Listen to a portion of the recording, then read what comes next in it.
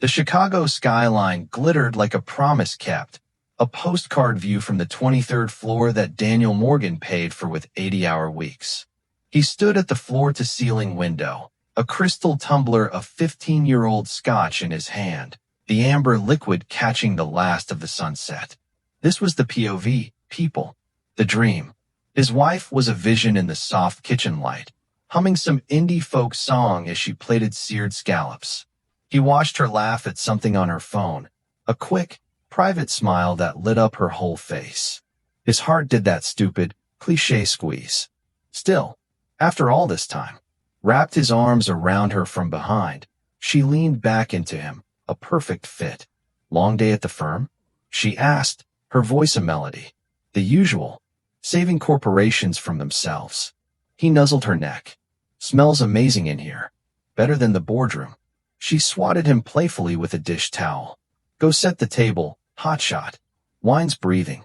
He was placing the glasses when he saw it. Emily's phone, face up on the quartz countertop, a notification banner slid across the screen. A text. From a contact saved as a. The preview text was a gut punch in 7 words. I miss you already. Tonight was perfect. The world didn't slow down. It fucking vaporized. Daniel's fingers went numb around the stem of the wine glass. Emily breezed back into the kitchen, carrying the plates. What's wrong? She asked, her smile fading as she took in his face. You look like you've seen a ghost.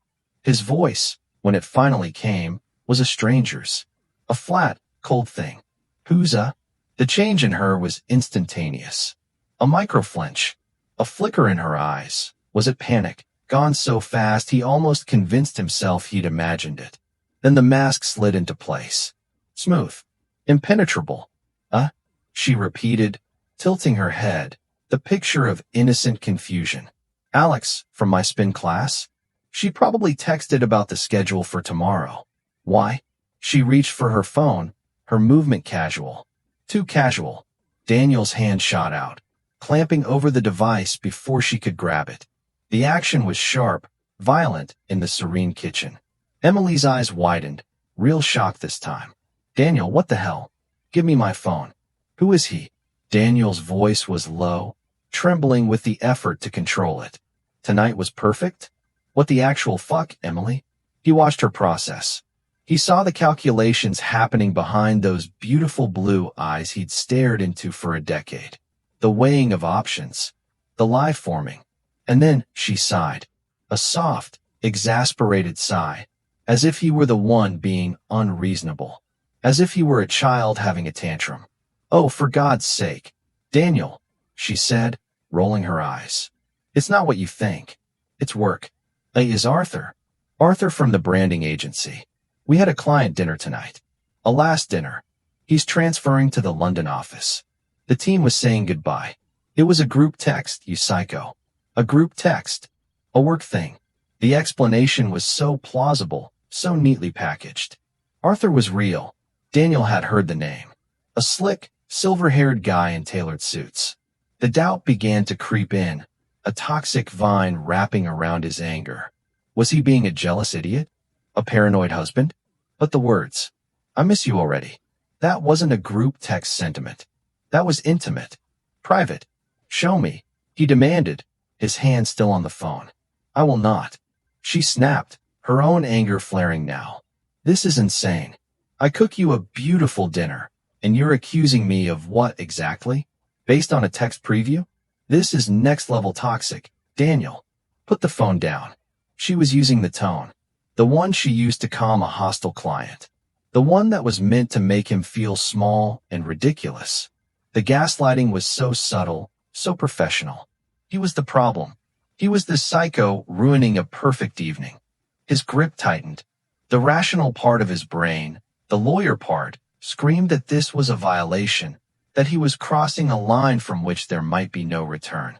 But the animal part, the part that had just seen its world crack, didn't care.